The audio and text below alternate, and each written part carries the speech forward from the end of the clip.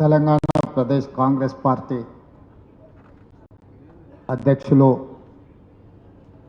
శ్రీ మహేష్ కుమార్ గౌడ్ గారి అధ్యక్షతన జరుగుతున్న రాష్ట్ర స్థాయి విస్తృత కార్యవర్గ సమావేశానికి AICC Telangana incharge general secretary Meenakshi Natarajan garu ముఖ్య అతిథులుగా విచ్చేసి అదేవిధంగా సహచార మంత్రివర్గ సభ్యులు, పార్లమెంట్ సభ్యులు, శాసన మండలి సభ్యులు, శాసనసభ్యులు, రాష్ట్ర కార్యవర్గము, జిల్లా పార్టీ అధ్యక్షులు ఈ సమావేశంలో పాల్గొని సుదీర్ఘ చర్చలు పార్టీ నిర్మాణంలో, ప్రభుత్వ నిర్వహణలో మీ అందరూ మీ అనుభవాలను, మీ ఆలోచనలని ఈ వేదిక ముందు, నాయకత్వం ముందు పెట్టినందుకు మిమ్మల్ని అందరినీ మనస్ఫూర్తిగా అభినందిస్తున్నా.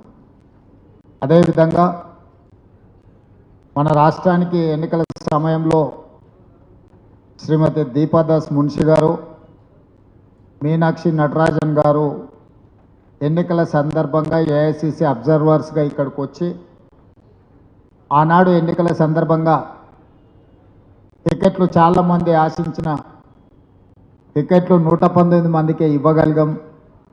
ఆశించిన వాళ్ళు 400-500 మంది ఉన్నా మిగతా వాళ్ళందరినీ కూడా సమన్వయం చేసి టికెట్ రాని వాళ్ళను పార్టీ లైన్లోనే పని చేయించడం వల్ల ఈనాడు తెలంగాణ రాష్ట్రంలో కాంగ్రెస్ పార్టీ ప్రభుత్వాన్ని ఏర్పాటు చేయడం జరిగింది.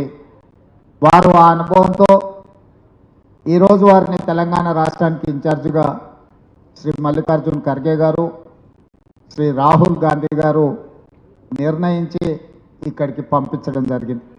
ఈ సందర్భంగా పిసిసి అధ్యక్షులు మహేష్ కుమార్ గౌడ్ గారు ప్రవేశపెట్టిన 2 ప్రధానమైన తీర్మానాలను సమర్థిస్తూ, ఒకటి శ్రీమతి దీపాదాస్ మున్షి గారు ఇక్కడ 14 నెలలు ఏఐసిసి ఇన్ఛార్జ్గా పార్టీ నిర్మాణంలో, ప్రభుత్వ నిర్వహణలో వారు అందించిన సేవలను అభినందిస్తూ ఈ సమావేశంలో మనందరం కూడా మీ అందరి చప్పట్ల ద్వారా వారిని అభినందిస్తూ తీర్మానం చేయాల్సిందిగా విజ్ఞప్తి చేస్తున్నా. అదేవిధంగా సంపూర్ణమైన విశ్వాసంతో నాయకత్వము, నీతి, నిజాయితీ, పార్టీ కట్టుబాటు మీనాక్షి నటరాజన్ గారిని చూసి నేర్చుకోవాలి. అలాంటి నాయకురాల్ని శ్రీ మల్లికార్జున్ ఖర్గే గారు, రాహుల్ గాంధీ గారు తెలంగాణ రాష్ట్ర ఇన్ఛార్జ్గా ఇక్కడికి పంపించారు. వారిని స్వాగతిస్తూ మహేష్ గౌడ్ గారు ప్రవేశపెట్టిన తీర్మానాన్ని కూడా మీరందరూ ఆమోదించాల్సిందిగా, అభినందించాల్సిందిగా నేను సమర్థిస్తున్నాను. అదేవిధంగా ఈరోజు పార్టీ తీసుకుంటున్న కార్యక్రమాల విషయంలో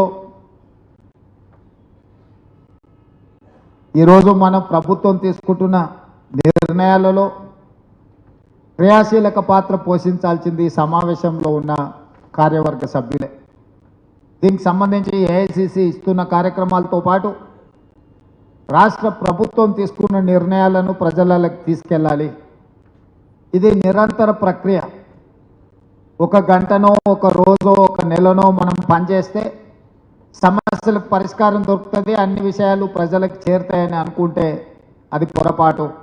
ఏ రోజుకు ఆ రోజు ఉత్పన్నమవుతున్న సమస్యలను ఎదుర్కొంటూనే ప్రభుత్వం తీసుకుంటున్న నిర్ణయాలను వేగంగా ప్రజలకు తీసుకెళ్లాల్సిన పోటీ యుగంలో ఈరోజు మనం ఉన్నాము.